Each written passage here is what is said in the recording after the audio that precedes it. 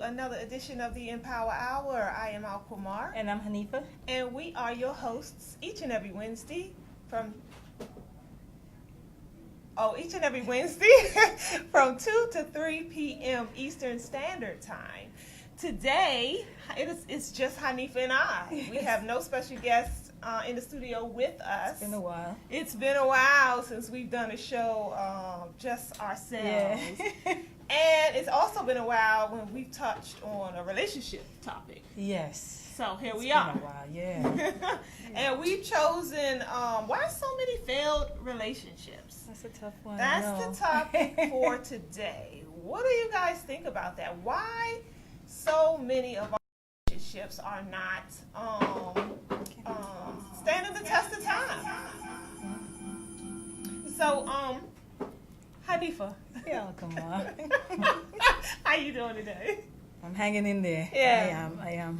We live, so you know Yes. that means when it's live, we gotta go with the Yes. punches, roll with the punches. Yes. How are you? I'm good. How you Okay. doing, Mama? I'm hanging in there. Hanging in there. Yes. Today's one of those days, but Yeah. we're going to get through Yes, it. you here. Yes. So persistent. Why? Why do you think? Why That's is a it tough question because we find ourselves in this situation where it used to be 20, 30, 40, 50 years marriages with no, that was the norm. Mm-hmm. And now it's 2, 3, 4 months Oh. relationships before they come and go. Yeah, I think there's a lot of factors involved. I don't think it's just one particular thing. I don't think we can narrow it down to just one thing. I think there are so many things that attributes to the reason for lack of longevity Mm-hmm. that we see in our relationships today. I mean, we could talk about some of those things, but I find it funny too sometimes when we talk about relationships 30, 40 years, our grandparents, some of us, some of our parents. You find, what I'm finding today is that when the family secrets come out, where there's outside kids and, it makes me question, because that still happens today. Correct. Right, where there's infidelity sometimes that happens. What's the difference between then and now to where relationships were still lasting even through those type of circumstances? Through those turbulences. Yeah, that's a good point. yeah. What do you how because what comes to mind for me is the women's liberation movement. What about it? The changes, the dynamics in the relationships, and integration. Integration. Mm-hmm. If you're talking about the black community, black people, okay, Right. black relationships. Right. Okay. Right. Yeah. And I mentioned the women's liberation That's a movement. big one. Yeah, although it didn't begin in our communities, Right. we have a tendency because we are in a society. We are part of the society. Right. Yeah. Right. So we tend to flow with a lot of the things The waves that happen. the dominant Yeah. quote unquote society. The waves handles don't things. miss us because we're the minority. We Right. get hit. Probably it looks different. The impact of that wave on our communities look different, but nonetheless we're still impacted. Yes. How we process it, how we deal with the waves that impact us looks different because our circumstances within the society is different. You know what I mean? Yes. But we're not any less Yeah. impacted than any other group. It's like a hurricane. Mhm. When a hurricane hits, it hits. It hits the hood. It hits the now the people in the hood may be impacted a little more roughly because the resources and things aren't set up the way they would be in a society that has more resources. Right. But both communities are hit. Exactly. So that's what I'm saying, and then how we respond, the after effects, all of that look different. When you start talking about people's economic statuses in the society that we're speaking about and so forth. So, yeah, I would say that the women's liberation, or people say the feminist movement, whatever they want to call it, I would definitely say that impact was there in women across America. The spectrum. Yeah, across America. Yeah, because when doors started to swing open for women in the workplace, it swung open for black women as well. But here's the thing: if there's no equal playing field, right? So you have your white counterpart or your white friend. So two of you guys are marching for this woman liberation thing. Yeah. And so now you guys have the opportunities that you've been fighting for, which is like you just talked about the workplace. But when we talk about the impact and the results of those things looking different, you as a woman of color or a black woman, you can go into the workforce and your white counterpart is still ahead of you in that workforce. So you guys fighting for the same thing, but the results look different. Good point. And not to mention, so what happens to the black man in all of that? Right, so that's what I'm saying. I'm saying, like, can you really afford to align yourself with that fight? Is it really your fight? Is it even a fight that brings you out on the other side as genuinely, equal? Yeah. Not really. Right. Not really. Right. Yeah. Yeah, good point. Yeah. Good point. If you're just tuning in, you're watching the Empower Hour with myself, Alqamar, and Hanifah. And we encourage you to join our discussion. The discussion today is, why are so many of our relationships failing these days versus yesteryears? And we want to talk about that. So the hotline number is 240-455-5934. So call on in and we'll take your calls right here on air. The other thing I was going to say too is that if I'm a woman in, both of us are women, right? And we come from different racial backgrounds. Yeah. Me, I'm coming from a minority group within this society. Yes. And you're like, you know what? Both of us decide we're going to get divorced from our men for whatever, because we're going to go out into the workforce and we're going to work.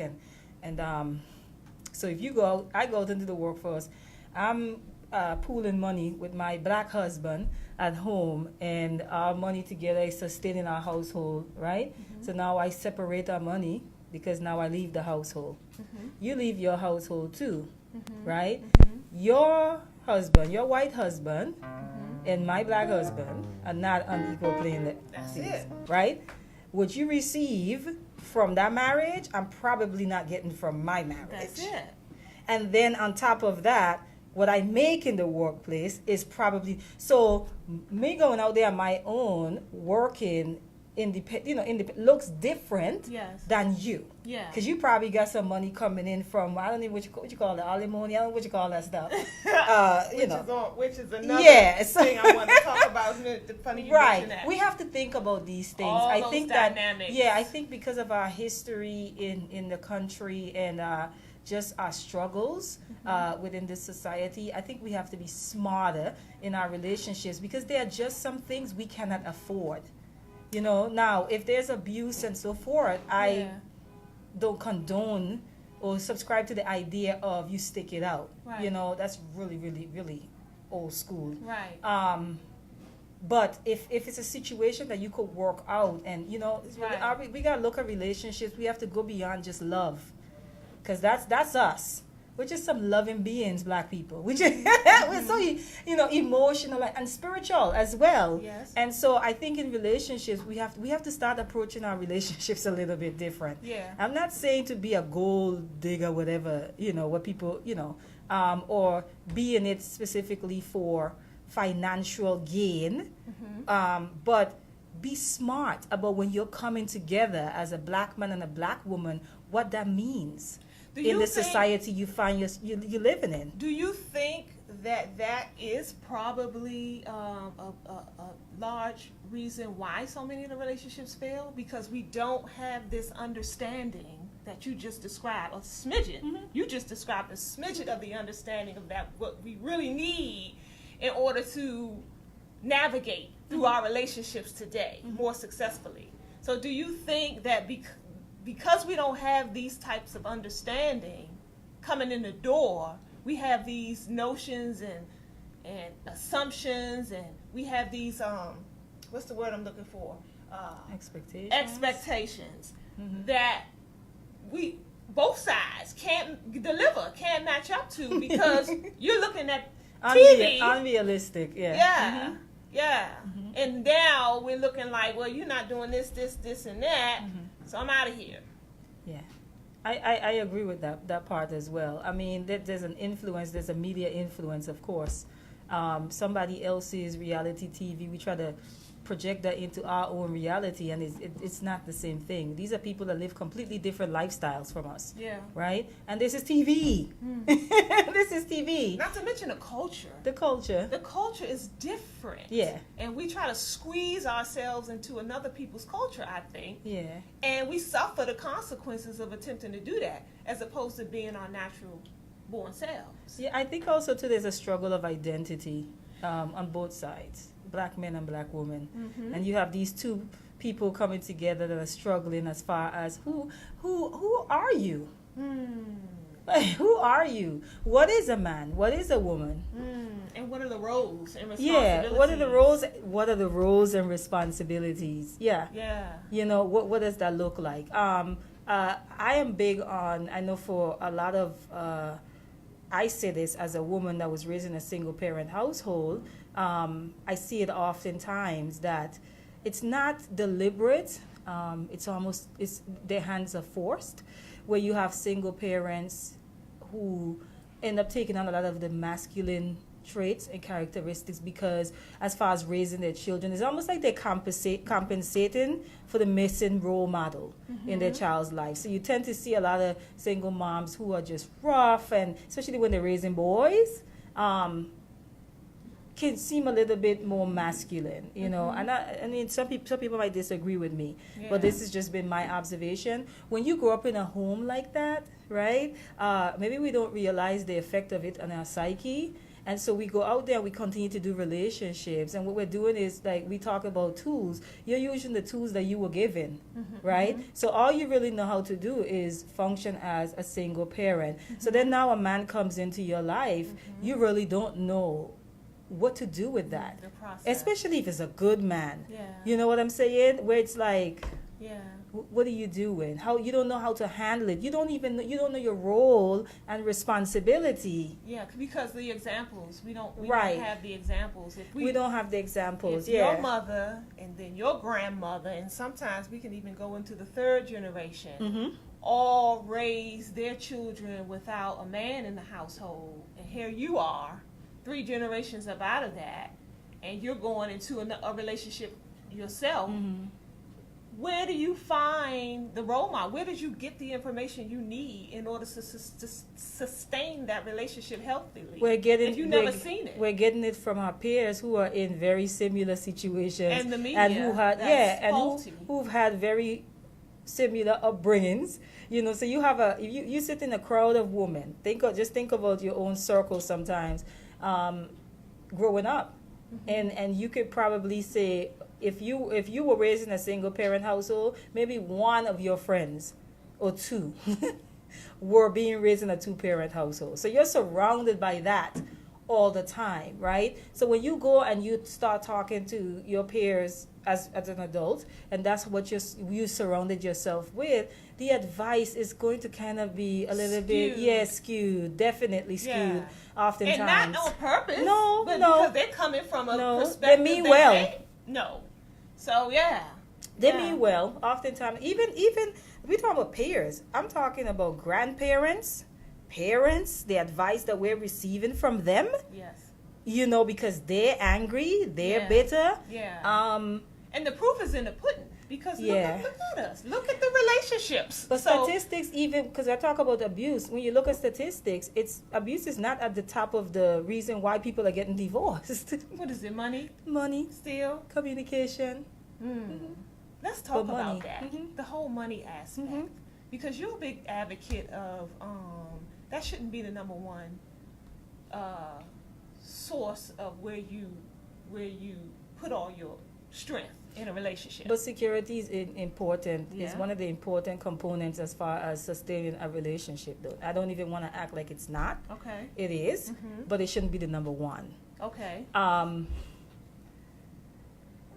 is that affecting the relationships? Is that if that's the number one If that's your focus, statistically, we can see that that's the number one reason why so many relationships are failing, according to those who are not in a relationship anymore. So, if that's the case, how do we get around that? How is that fixed? Well, I mean, if you go into a relationship, if I go into a relationship and I'm focused on what that person makes, I might be hit with the reality of that can change tomorrow. Then what? Then what? If that's if that's the number one reason, and his circumstances change tomorrow, what does that look like? You think I'm going to stick around? Probably not.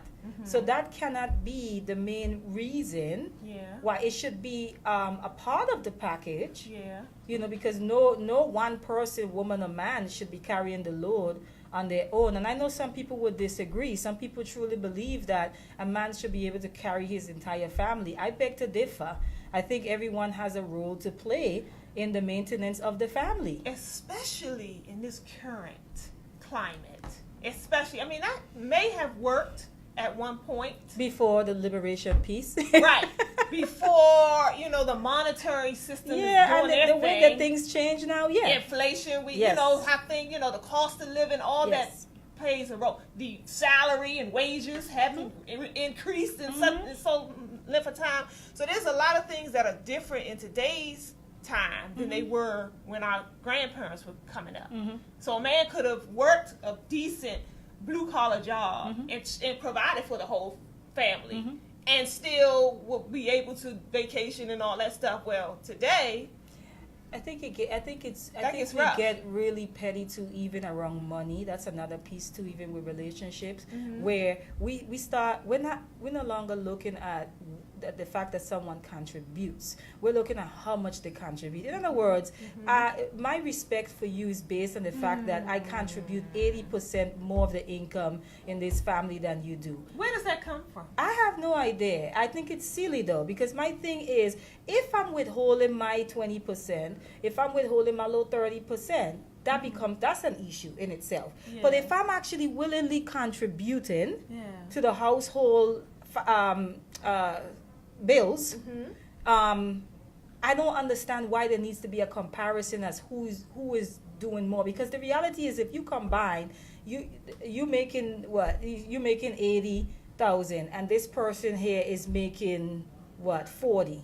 Okay, the both of you guys are dealing with 120,000 per year for your family household. Okay, you're not dealing with, oh yeah, he makes 80 and he makes 40. No, you're dealing with 120,000 for your it shouldn't matter. Well, I'm glad you mentioned that, because evidently we are counting. We're counting, and we're not seeing it that way. So is that like, then the whole self-centeredness comes into mind. It's like, what can you do for me? What can you give me? Right. So are we walking into this thing selfishly? Thinking like, you know what I'm saying? Well, I got more, so I'm going to make all the decisions. Or I'm going to do this. This is my money. Now, you know what I'm saying? I got my own separate account. You got your own separate account. No, well, if you ain't got enough this month, oh, well, I'm good. That's not even a relationship. No, and that's what I'm saying. I think even as black people, we cannot afford to live like. That's my point. We can't afford to. Our perspective. We can't afford to have that type of perspective. We can't afford to live like that. It should be about building. And the best way and the quickest way for us to build is collectively. That's right. As a team. Yeah. But that starts with the family unit first. Yeah. So you have this one with their money that way and this one with their money that way, and I think a lot of that is learned behavior. Because I think about prenups. Prenuptial agreements. You don't like them, huh? I don't think so. I can see that in your face. What's your issue with prenups? Because you're going into a relationship already preparing for if it fails.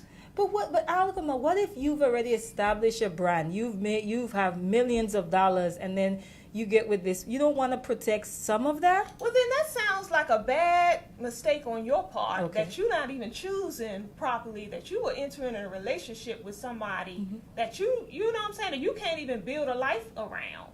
So whose fault is that? That you have to prepare.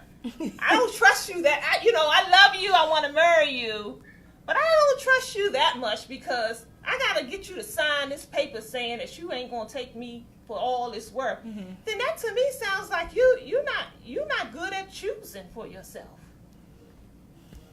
You think you see things differently? No, I mean I understand for people who have built their businesses, their brands, their money. I think I sort of understand what they're trying to do. I don't necessarily see it as saying I don't trust you. It's saying that things happen. People get funny. I mean, for goodness sake, you can look at a death in the family, right? Everyone gets along. Someone dies. There's some money left behind. The family just completely breaks down.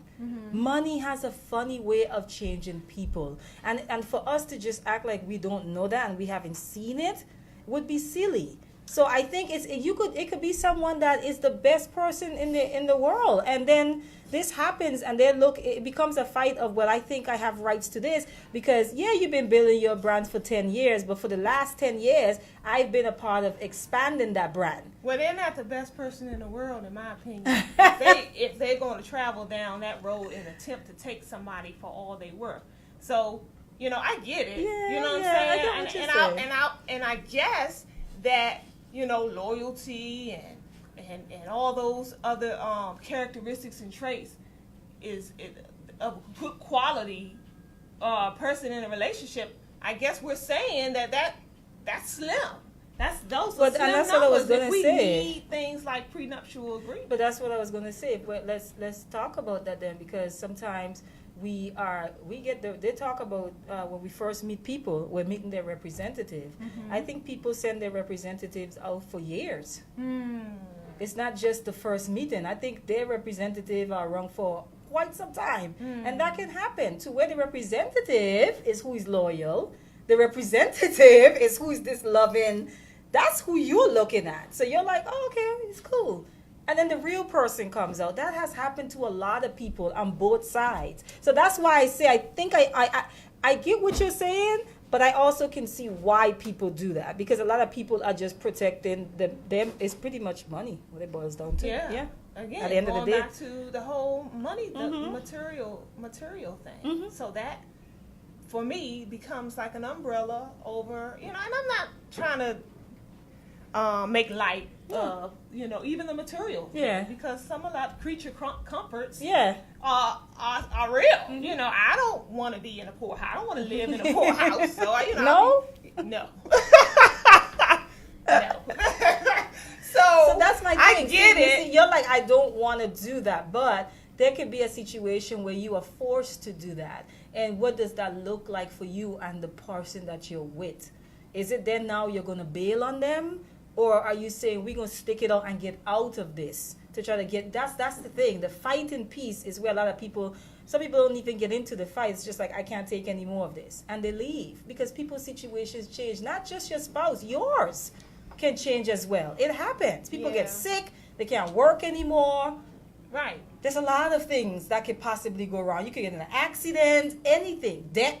Yeah. Yeah, I guess that's why we're talking about this, and we find ourselves in these predicaments that these things are even play major roles in our relationships. Prenuptial agreements and the whole money aspect and all that stuff, and how that affects our relationships today. Yeah. Something's not going right. That's clear. I think that the dating... What we doing not working. It's not. Overall. Now, we got pockets. I can hear people out there. I'm good. I mean, yes, we're not talking about you. We're talking about our overall community, you know? The dating part of it, too, I think I'm not sure that we're using the dating process the way we're supposed to use it either. I think so. Okay. I've been guilty of that. Asking the questions that need to be asked. What about moving to, do you think we move too soon? too soon is subjective to me. Okay. It is. Okay. It is. Because I know people who were married in 3 months. Mm-hmm. They just knew. Mm-hmm. But I'll say this: these are people who probably got married in their 30s, like they were older. Okay. I know people good who point. got married in I know people who got married in their 20s too, and they're still together years later. Yeah. Sometimes you meet people, you connect with them on a level that is just indescribable, and you Yeah. go for it, and it is what it is, Yeah. and those people last long. And then you have people. So moving too fast for me would be you're just the dating process. You're in the relationship. You're just having fun. You're not really asking the things. You're not looking out for the things you need to be looking out for. You know what I'm saying? You're just going, and then before you know it, it's like, yes, I do. You do what? You know what I mean? So I think it differs from person to person. To me, What about from what I've seen. What about sexually? Do you think too many of us move physically in relationships, and then does that have an impact on whether they move faster or not? Last or not? I used to think that way in the most churchy way. I I did. I used to think that way. Uh-huh. I did. Until I started listening to men. Hmm. I actually started to listen to men, and what I've heard is, if a man, and I think we talked about this with Dr. Baruch once too. If you're seen as a conquest, that man will wait you out. It doesn't necessarily mean he wants to wife you. It could be it could just be a conquest, and it's like you're challenging. Some people that's a turn on for some people, the challenge Yes. of getting you. Yeah. So then now they get you, and when I say get you, I mean sexually. Now you're intimate with them. You think because you made him wait 6 months that now he's gonna stick around because somebody have forced the whole good girl idea down your throat. And most of us grew up in religious households. The whole good girl thing, that all of that is a part of it. Women don't do this, you know, girls do this, you do that. If you want to get a man and keep a man, you have to do this, and you know I don't think Purity movement. yeah, the pure, right. And I don't think our brothers get all of those little lectures that we be getting, Good point. right, or those unspoken type of rules Good point. that we are often subjected. We are often subject ourselves to as women. After listening to men, I don't really think it matters. Really? Yeah, that's me. I know you do, but I'm gonna let you do your thing. Why? But I just know because I know we probably disagree on this, but I don't know. So then my mind goes to, so I meet you at a nightclub. Don't know your last name, don't know anything about you. You're just cute, and you ask me to go home with you, and I do. And that night we have sex, and I'm looking for you to come take me out to a really nice plush dinner the next day. That's the And Alqamar. No. Alqamar.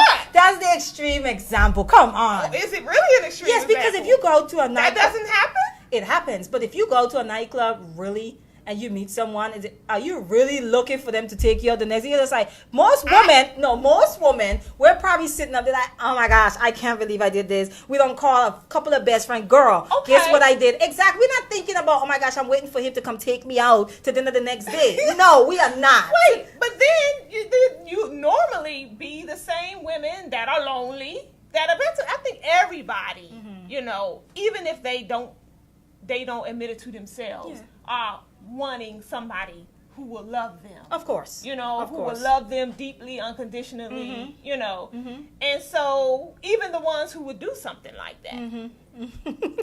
Yes. So how do you I'm trying to I guess when you talk about being it's a intimate too contradiction quickly, for me. when you talk about being intimate too quickly, what comes to my mind is not the nightclub scene. That is an extreme situation. I don't think it's extreme. It is because It happens every day. But Alqamar, Somewhere, when I say extreme, I'm some talking girl about is calling. the response. Then she's delusional. That's my point. And that's my point into failing relationships. And then we find ourselves in these predicaments where we really want a genuine love affair. You are delusional if you meet someone in a nightclub. You guys hook up. You don't even have a name. You don't have a number. You don't know what street But you got a number because you want to call him. Oh, you got the number? Okay. But you ain't got no name. So who you asking for when you... Okay, anyway. So you ain't got no name, but you got a number. You don't even know what... You don't even remember what he had on, probably. Y'all had sex that night, okay? And then the next day, you're calling... and he don't pick up, or he's like, who are you? I don't remember you, and you're offended because you're looking for... Why are you looking for him to take you out to dinner the next day? You know good and well. You are 35 years old. That was a one-night stand. You don't even have his name. That's delusional. So when you say intimate quickly, what I'm thinking about is two people gone out, maybe on a date. Mm-hmm. There's an exchange of names. You know they know your name. Mm-hmm. You got number. You know what they like. You know that you're exchanging information. Okay. And then maybe the next week, or even the next day, or even in the same week, you slept together. That's when you say quickly. That's what I'm thinking. That's what comes to my mind. Mm-hmm. And I'm saying there's been situations where I know couples that are married where their stories they were intimate in the same week, and then I know couples who. They waited. I know virgins, people who were virgins on their marriage night, and they are divorced today. So that's what I'm saying. I used to feel like it matters, the whole chase type of mindset as far as women, or whatever that is that we have going on within ourselves. Right. I used to think it matters. Now, me at the age that I'm at, and just my observation and talking to different people, it doesn't matter. Okay. Mm-mm. Family, I'm curious to hear what you guys got to say. Call us 240-455-5934. 240-455-5934. How does childhood trauma play into the failing of our relationships? I hate to laugh, but Okay. Oh yes, sorry. Mm-hmm. I hate to laugh like that. My laugh is that it plays such a big role, more than we're willing to even acknowledge, and even how we deal with money is connected to trauma oftentimes. So I mean, I know we can get into our ads, and we can come back to that. Good point. And talk about that. Yeah. Yeah, let's definitely pick that up after the ads. We are here at Everlasting Life, 9185 Central Avenue in Capitol Heights, Maryland. Everlasting Life is a full-fledged vegan restaurant, soul food restaurant, but so much more. We have a lounge area here that we do different types of entertainment and activities on an ongoing basis. For instance, each and every Thursday, Children Eat Free. Children eat free right here at Everlasting Life. As long as they're here with a paying adult, they eat free. Children 12 and under. And that's from 6 to 8 p.m. each and every Thursday. So bring the children out for a great tasting, wholesome meal. Following that up is our dinner and a movie each and every Friday from 7 to 9 p.m. We air a different movie or documentary right in the lounge area, and then we have a discussion that immediately follows. So join us for that. That's always free.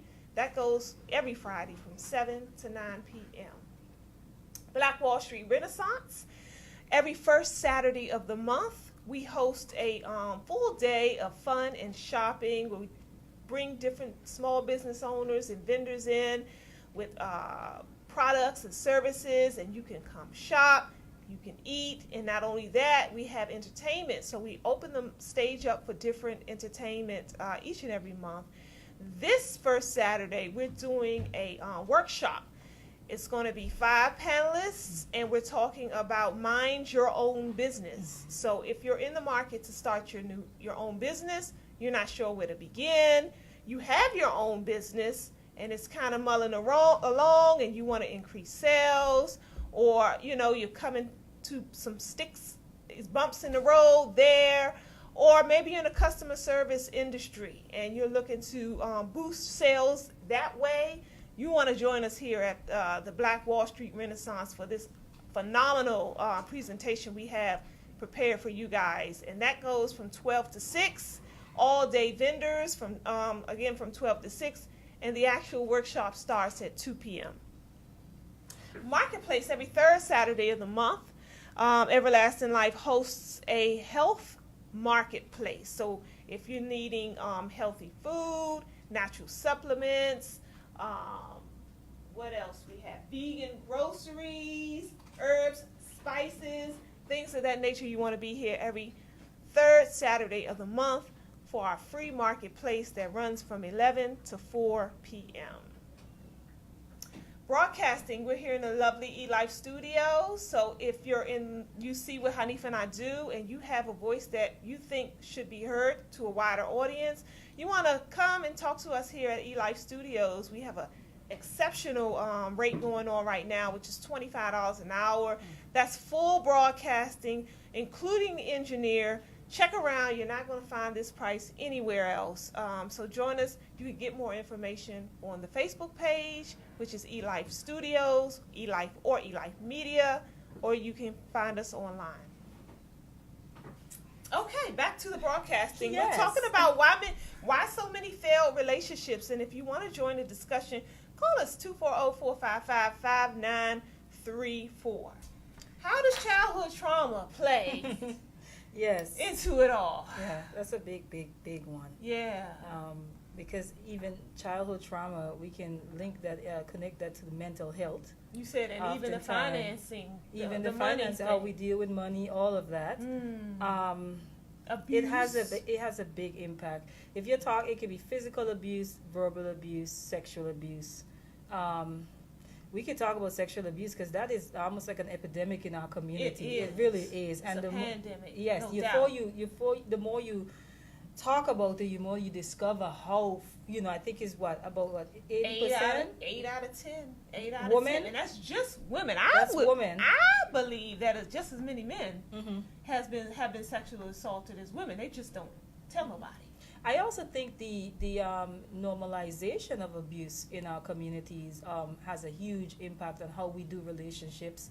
And when I said, I mean, for example, if we grew up in a household where yelling and name calling was the norm, and it's not seen as hate, it's a part of how we love in our household.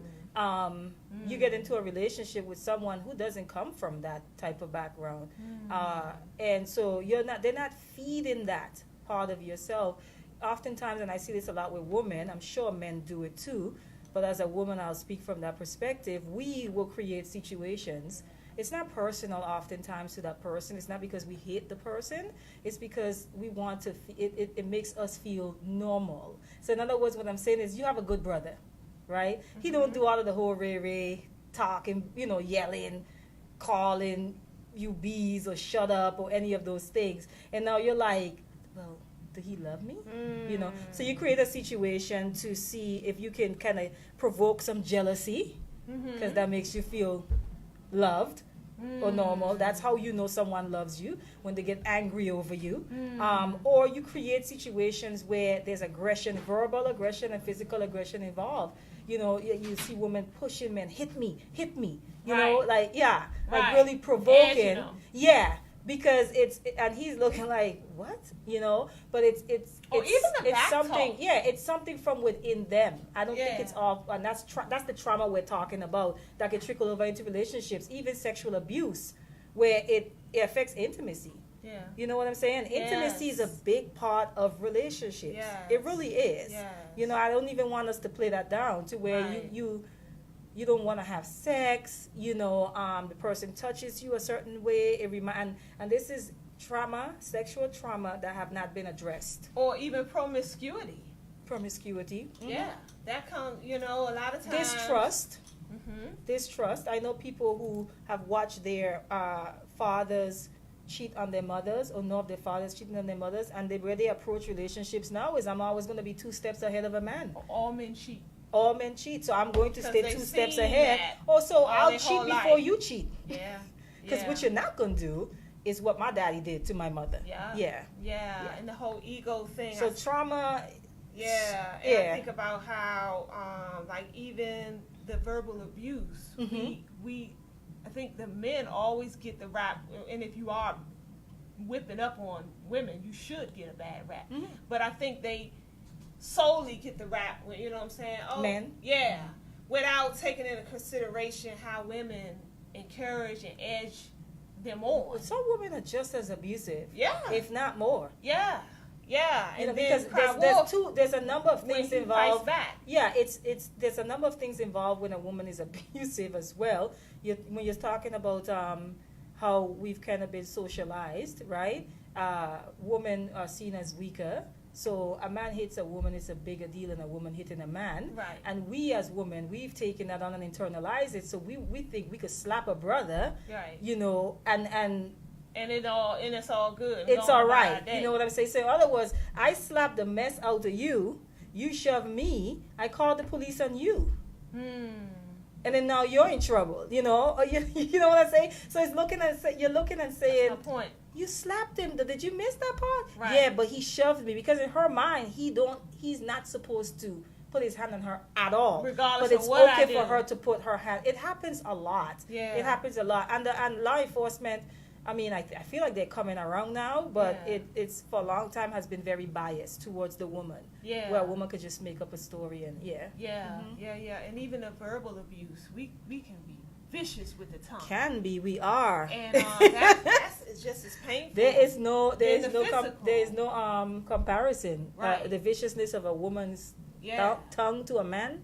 Nah. And that's a big deal too, and how that, then brothers run. A lot of brothers, they get enough of that verbal abuse in the household. I'm glad you brought that up. They out of there. That's the other thing we're talking about. Let me finish Go ahead, sorry. And then, so when they get out, they out of there, maybe there's children involved. Now you're raising the child alone, and now he's a deadbeat dad. But you didn't put into perspective the whole story. Now, wait a minute, what did you do to encourage that situation to be what it is today? No, I'm glad you brought that up because what came to my mind when you said that is the emasculation of men. We talk about the emasculation of black men. It is not just happening with society and whatever agendas they have. It's happening in our households as well. That's right. Girls are seeing their mothers emasculate their fathers, whether they're in the home or not. Right. Because we're talking about men that are in the home, but then there are people who are co-parents, trying to co-parent, and it's not going the best, or the father who is on child support trying his best. There's an emasculation that's happening oftentimes right before these young girls' eyes. What does that look like when they get into a relationship? You know what I'm saying? So there's an emasculation that happens as well. As women, if we're not careful, we can use our tongue, our minds, and how we interact to emasculate. And again, even the emasculation piece, sometimes I don't even think women we're aware of it, that we go and say, I'm going to emasculate this brother today. Yeah. No, I think that we have taken on that same energy our single mothers was forced to take on. Yeah. So you go into a relationship with that aggressiveness. But my thing is this, and I say this as somebody who came from a single parent household, you have to want to do better. Yes. You have to want to grow. You have to want to change that. Yeah. So the first thing is to realize how wrong it is. It's work. It's work. Years and years of work. And it doesn't end because you're going to deal with someone that's going to bring something to your attention. They'd be like, ooh. Yeah. I really did that. I said that to that person, and now you have to check that within yourself. Yeah. That person did this. Why did that make me feel like that, or make me respond the way I did? The whole emotionalism thing, as well, because we wire so high emotionally. We as women and men. Okay. And so we haven't, I think, learned really how to maintain and control those emotions. So we'll go from 0 to 100, and after it's all, when the dust settles, it's a lot of damage there versus controlling them emotions. I think a lot of it's ego, where you said this to me, so I'm gonna say this to you, and then it becomes tit for tat, shouting at a finger pointing scenario, and two, where people don't want to look at themselves and find fault for some reason. It just becomes more comfortable when I can point to you and say, you did this, and this because of you, and this is why things are the way they is. And you never take the time to look at yourself and be like, well, wait a minute, how did I contribute? And, so the fault finding and the finger pointing and Yeah. and the communication. So the communication could never be open to where we both reach a level of mutual understanding, because you busy blaming me and I'm busy blaming you, and meanwhile nothing gets solved. Yep. Yeah, I think to do relationships effectively, forgiveness is absolutely necessary. Yeah. I think our inability to forgive also affects our relationships, to where you say, oh, it's fine, and then a month later, y'all are talking about something else, and you bringing up something that happened last month. Like, just honesty, like in communication, transparency in communication. We have to be honest with each other and ourselves. And I was going to say, I'm glad you said that. What I'm learning just through observation, even just within myself, what I find, we find it hard to forgive others of things that we can't forgive ourselves about. Yes. I'm realizing that. It's not even personal oftentimes. Like, some of the most unforgiving people who hold grudges, they have a lot of stuff that they haven't forgiven themselves of, that they're still carrying. So if I can't really forgive myself, it's not going to be that easy for me to forgive you. Yeah. You know what I'm saying? And then you're talking about relationships. You have to be able to forgive, because that person is going to offend you at some point. No doubt. That's inevitable. No doubt. So Yeah. you have to go in there with the mindset of, I am open to forgiving this person. Yeah. I'm committed to this relationship, and therefore a part of that commitment, forgiveness is a part of that commitment. Yeah. And a lot of it is that we're broken. We're so broken. And it's like two broken people trying to come together and make something work. But I feel like, and that's what I'm saying, these things, it can be, it can seem hopeless. Yeah. and I can, that's what I'm saying, I can speak as someone who is just still learning and still evolving, no doubt. that it's possible. Yeah. It's hard, but you have to commit to your journey towards being a better person, a better woman, and then eventually a better wife, a better partner, whatever you want to see that as.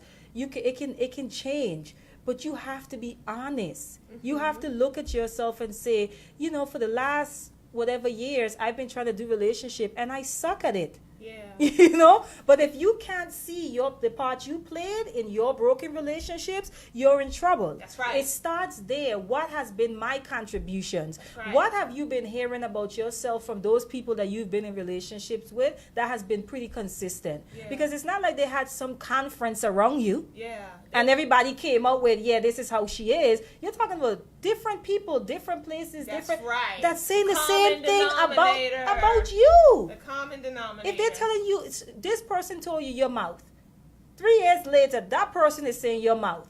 They don't know each other. Right. They're not related. Right. Then you're on the third person now, and the relationship feel like it's crumbling, and they're like, your mouth. You don't have no respect. And you still denying it and putting it on everybody. You have a problem. Yeah. So it starts with honesty. That's a big issue. And what I find is when I talk to people and about past relationships, and if they can never share with me anything that they've done to contribute to the failing, if it's always, they did this because they did that, that's a time for me that person hadn't done the internal work. Yeah, and sometimes you can sit and see what it is. You're sitting on the outside, like listening to them, and you're like, Yeah. And it's a pretty safe bet that they're going to repeat those same patterns because they haven't done the work. You haven't acknowledged them as being a problem. Yeah. And the internal work is so key. And what I think other people, we don't realize too, is that when we do the internal work, we then attract better people into our world. We attract people who also are on the same playing field or same level because they've done. I'm a firm believer that we attract who we are. I believe that we attract who we are at the time. At the time, because to say it because that's too like. When you say who you are, is like, what does that mean? Does that mean that you can change, or that's just who you are? Or so when I said, I mean like I've seen a pattern in my own life to where you're just not in the best place. Like you are just off balance. You just out there like whatever, I don't care, and then you attract whatever I don't care people. That's right. And then when you're solid and you're focused, you realize that you start to attract those type of people. So it really, that's why when you're going through stress, you're grieving a loss, whatever it may be, you're just going through a hard time. That's why it's probably not the best idea to be looking for a partner during that time. Because you spiritually, you're out of alignment. You're not really, now you can do it, but just know that that's what you're going to bring into your space. That's my point. Yeah, agreed. Yeah. We are the time. Yeah. Because we're evolving it all the time. All the time. So, yeah. But I agree. I believe, I'm a firm believer that if all you're getting is these no good, whatever you want to call them, women, no good men, whatever, and we verbal about that too. I just keep meeting all these. So to me, that's telling me that there's something going on with you, that you keep attracting all these people that aren't, you know what I'm saying, good for you. How do we deflect from ourselves when we say that? Don't you always say, instead of saying, let me take a closer look, we just put it out there. There ain't no good men out there. Ain't no good men out there. They put all in the box. That's it. Yeah, that's it. Because there has to not be any good men out there because I can't find none. I'm perfect. I'm perfect, and it's just not working. Exactly. So something is wrong with the world of men. That's it. Not me. That's it. Them. That's exactly what we do on both sides. Yeah. Men and women do it without taking the pride. That's a big one. We can't talk about that enough.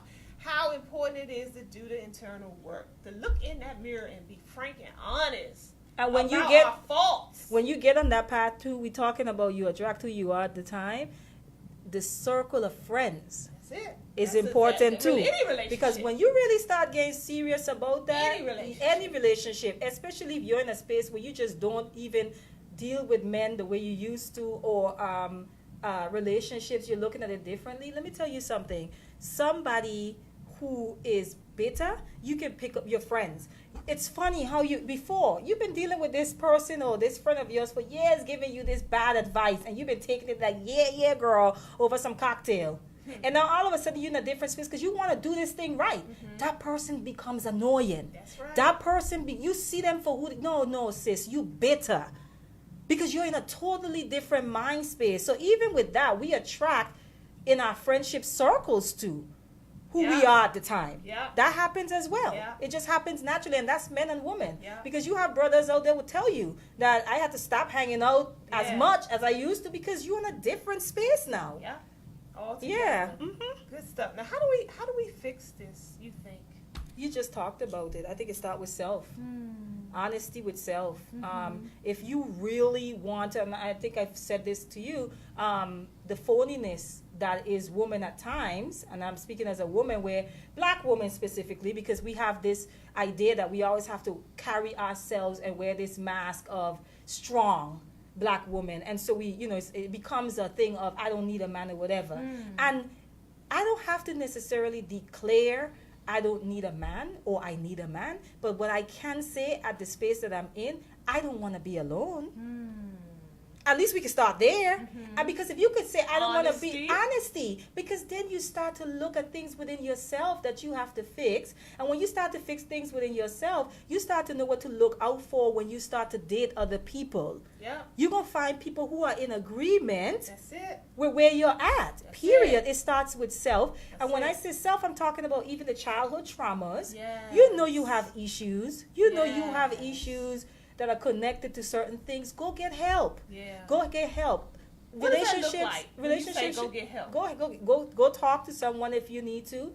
There are alternative healing. You could get sister circles that you can go to. That's therapy in itself too. Yeah. But it's first acknowledging that this stuff is affecting how I'm doing relationships. And I think these days it's a lot more resources out there. A lot more.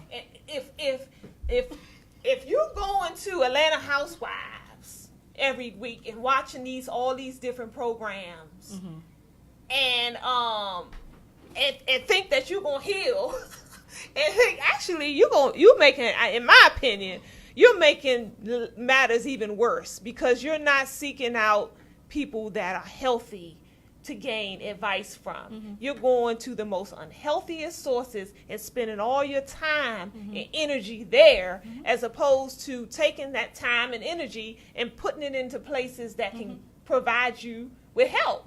And so I think a lot of things are what we do on a regular day-to-day basis, our activities that we do every day, all day, assists in us staying in a place of sickness. Agreed.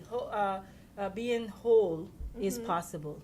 It's just patience and time. Patience with yourself, because there are times you're going to relapse. You're going to find yourself relapsing in relationships, but you just keep pushing. Because again, the drive is you want to be a better person, because you do want to be in a healthy relationship. Right. Period. You know, and the other thing too is that we taking time for yourself, being single, whatever that looks like, it's not a curse. If that's what you need to do that, because there's another part of it too. A lot of us, we just can't be alone, both men and women. And so instead of taking that time, we won't take that time, you know, because we're just we're constantly replacing. So all of that is you're worth it. You got to know that you're worth it, and that's for men and women. That you are worth that healing that you need. You are worth it. And your children. And generations to come. You know, the people around you benefit from your healing as well, not just you. And so we breaking them generational curses, because when we don't, our children pick up our bad habits, and they carry them on. They carry them on. And I know we're at time. My whole thing is like, if you're watching us and you're listening to the conversation, and we've given you things to think about, any thought provoking. At least my thing to anyone that's listening is that we can do this. We can change the narrative around what Black relationships look like. It doesn't have to be like that, but it starts with each one of us individually. That's it. It starts with self individually and honesty. I agree. And that, I agree. I think we have a habit a lot of times is, you know, we hear things and we put somebody else's face in mind to the things that we hear. Such and such does that, or my boyfriend does that, or my aunt does that. But we never stop to think, well, do I do that? Is that me? Does that sound like something that relates to myself? I think when we start changing the narrative in our minds and stop putting the focus so much on other people and keep it on ourselves, the healing comes. The healing comes. Okay, family, that is our program. This is the Empower Hour every Wednesday from 2 to 3 p.m. So we appreciate you joining us this week. Next week, we're going to have Malik Zulu Shabazz in the studio with us. And he's going to be talking to us about some important things that you need to know when you are approached by the police. So, you know, good stuff. Until next week, take care of each other. And please share. Peace.